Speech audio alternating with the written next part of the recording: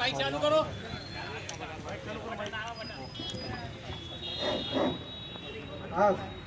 या ठिकाणी आदरणीय आबा सावदेकर यांच्या कार्यालयाचं उद्घाटन करण्यासाठी स्वागत आबा सावदेकर करत आहेत.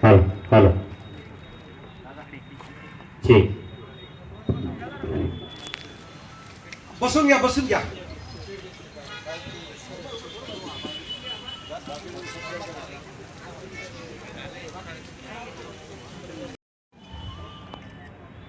आपले प्रदेश उपाध्यक्ष भीमरावदादा हत्ती आंबेरे साहेब उपस्थित आहे.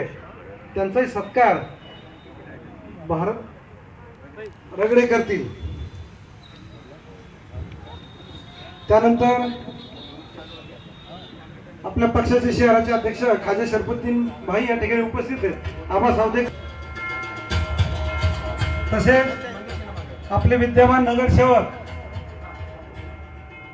उबेरायजी या ठिकाणी उपस्थित आहेत. नवीन शेठ उबेरा यांचं स्वागत राहुल वाणी करतील.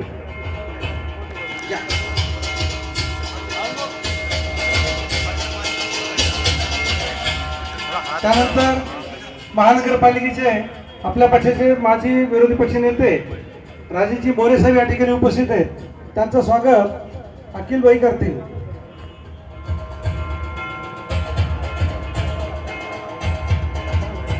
त्या ठिकाणी बजरंग वाणी साहेब उपस्थित आहेत. तर त्यांचंही स्वागत कुमावतजी यांनी करावं अशी त्यांना विनंती करतो.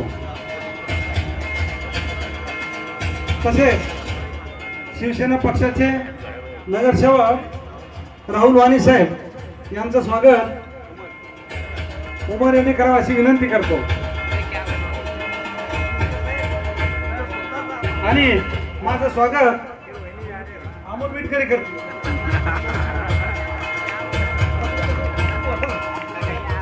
बरं हे स्वागत बंद करा. कार्यक्रमाचे आयोजक त्यांचं स्वागत शेख फारुख करतील. पुढे शेख फारुख नाही मी दादालाच विनंती करतो. दादाच्या हाताने आबा सावदेकर स्वागत करू. जर चांगलं कार्यालय केलं तुम्ही या पुढे समोर या समोर या. अरे काय जाऊ इकडे बघा सर एक मिनिट भाऊ इकडे बघा. बस आणि उपस्थित अनेक मान्यवर या ठिकाणी पर्यंत वेळेच्या अभावी आपलं सर्वांचं या ठिकाणी शब्द सुमराने स्वागत करतो. आणि आम्हाला म्हणजे थोडासा उशीर नाही म्हणजे खूपच उशीर झाला. कारण या कार्यक्रमाला 5ची वेळ आपण दिली होती आणि 5 वाजेच्या वेळेनुसार आम्ही कार्यक्रमाचं आयोजन केलं होतं. परंतु एवढी दादाच्या मागं कार्यकर्त्यांची आणि वेगवेगळ्या मिटिंगा पत्रकार परिषद त्याच्यामुळे उशीर झाला. तर मी आपल्या सर्वांचं या ठिकाणी दिलगिरी व्यक्त करतो. आणि या ठिकाणी आबा सावदेकरने एक अत्यंत चांगलं असं पक्षाचं कार्यालय या ठिकाणी सुरू केलं. आबा सावदेकर सातत्याने या ठिकाणी लोकांची कामं करतात, गोरगरिबाच्या झोपडीपर्यंत जातात आणि खरं म्हणजे त्यांच्या पाठीशी काय ताकद आहे निश्चितपणे मला त्याचा आम्हाला सगळ्यांना अनुभव आहे. पांडुरंग तांगडे पाटील नाही असं काही नसतं, सगळेच आहेत पक्षाचे. आणि त्यांची एक इच्छा होती दादा की काही झालं तरी मला या माझ्या कार्यालयाचं उद्घाटन मला रोहित दादाच्या हातानेच करायचं. हे कार्यालय 3 महिन्यापासून तरी करून ठेवलं. 3 महिन्यापासून वाट पाहत नाही आपली. पण ते म्हणले नाही मला की त्यांची जी इच्छा होती मनातली ती आज पूर्ण झाली. आणि आदरणीय आमदार रोहितदादा पवार यांच्या हस्ते या पक्षाच्या कार्यालयाचं उद्घाटन झालं. ते दादा जाहीर करतील परंतु आपल्या साक्षीने झालं. आणि या ठिकाणी वेळ अत्यंत कमी असल्यामुळे आणि आपणही दुपार 4 वाजेपासून 5 वाजेपासून या ठिकाणी तात्काळ थांबलात बोलता का. तर त्याच्याबद्दल त्रास झाला याची दिलगिरी मी पूर्ण पहिल्यांदा व्यक्त केली. निश्चितपणे या कार्यालयात चांगले काम होतील. आणि ज्या कार्यालयाचं दादाच्या हाताने उद्घाटन झालं ते दादाचं राज्यभरामध्ये काय चाललं, दादाचं कर्तृत्व काय तुम्हाला मला सांगायची गरज नाहीये. त्याच्यामुळे निश्चितपणे त्या पद्धतीचं कामच इथून निश्चितपणे होईल. आणि या ठिकाणी आदरणीय आपले प्रदेश उपाध्यक्ष भीमरावजी हत्ती आंबेरे दादा आहे त्यांना विनंती करतो की आपलं मनोगत व्यक्त करा. पार्टीच्या कार्यालयाचं उद्घाटन झालं त्याच्यामुळे आता तुमच्या जोश आला पाहिजे. त्याच्यामुळे गोष्ट राष्ट्रवादी काँग्रेस पार्टीचा एवढं काय राष्ट्रवादी काँग्रेस पार्टीचा महाराष्ट्राचा एकच दादा एवढं हळू कसं होईल? कानात गेलं पाहिजे. महाराष्ट्राचा एकच दादा शेतकऱ्यांचा एकच दादा दादा मुख्यमंत्री रोहित दादा आबाची 3 महिन्यापासून इच्छा होती ना आपला वकिलाचा कार्यक्रम झाला त्या दिवशी सुद्धा मागे होता पण आपल्याला खूप घाई होती आणि एक चळवळीतला कार्यकर्ता कामगारासाठी काम करणारा सातत्याने महापालिका आणि घाटी हॉस्पिटल मध्ये गरिबाला मदत करणारा आबा तो अगोदर बिना कार्यालयाचं काम करत होता त्याने आता खुलं कार्यालय केलं आणि खुलं कार्यालय अशा माणसाच्या हाताने केलं की उद्याचा महाराष्ट्र जे घडवणार आहेत आबाला कळलंय आबा चालू माणूस आहे आबा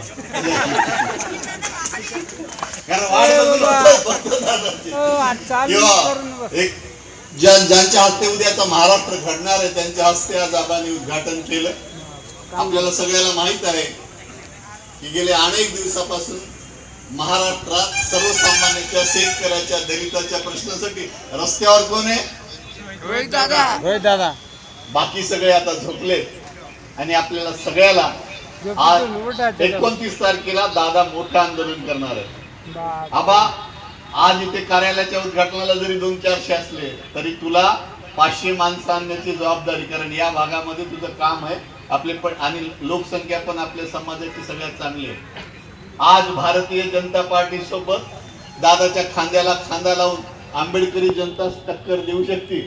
बाकी लोकांमध्ये आता हिंमत राहिली नाही. एकच नाव घेऊन राहिले तुम्ही सगळंच नाव घ्या ना. तर आपण सगळी आंबेडकरी जनता आहे ती दादाच्या पाठीशी राहायची.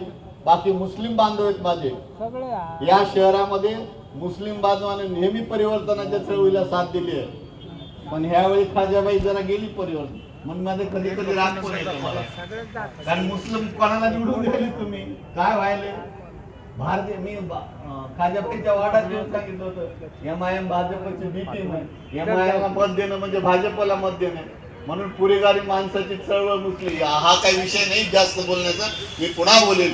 आज आबाने अत्यंत सुंदर कार्यालय उघडलं लोकांच्यासाठी. आबा आता हे पडेगाव रोड आता 200 फुटाचा होणार आहे त्याच्यामुळे मेन रस्त्यावर तुझं कार्यालय. आबा शुभेच्छा. नेहमी तुला जे काही मदत तांगडे पाटील आणि मी तुझ्याच्या पाठीशी आहो आणि आता तू दादाच्याच हस्ते कार्यालय उघडल्यामुळे दादाचा तुला आशीर्वाद राहील. पुन्हा तुला शुभेच्छा देतो आणि माझं भाषण संपवतो. जय हिंद जय भीम जय महाराज. हमारे सबके नेता एक ही दादा रोहित दादा और पूरा व्यासपीठ मैं ज़्यादा नहीं बोलने वाला मगर रोहित दादा ये 3 महीने से मेरे को भी फ़ोन करता था और बोले मेरे को उद्घाटन करना है. मैं बोला आपको करिए जरा रुक.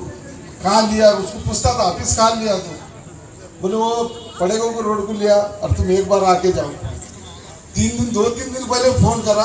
हमारे राजेश मौर्य साहब के तो रोज टच में था वो कि मैं उद्घाटन करने का तो रोहित दादा के हाथ से करने का.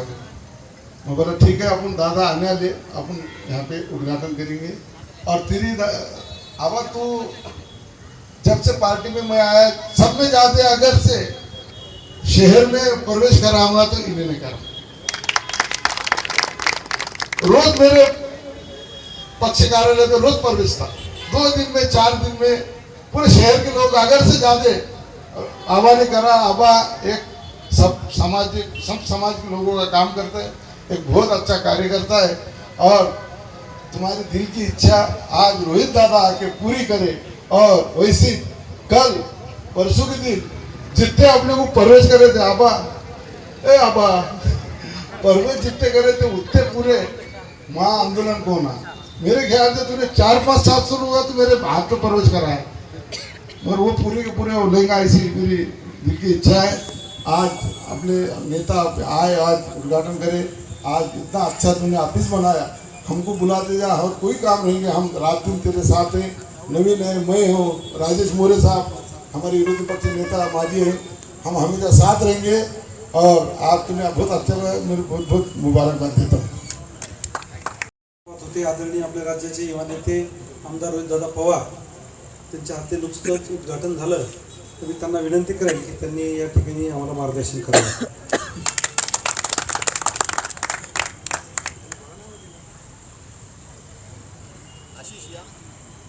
आबा सावदेकर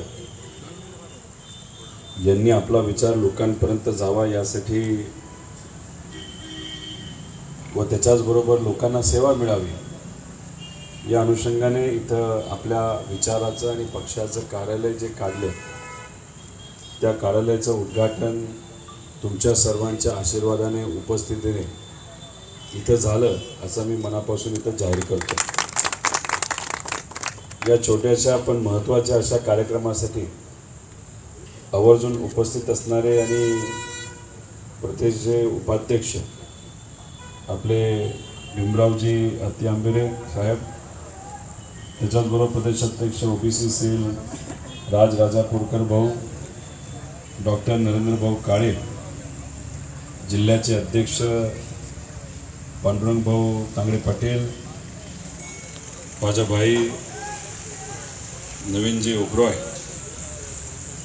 आशिषजी पवार, राजेशजी मोरे, त्याच्याच बरोबर लोकांची सेवा करणारे नगरसेवक राहुलजी वाणी, बजरंगभाऊ वाणी, मंगेशभाऊ कुमावत, अविनाशभाऊ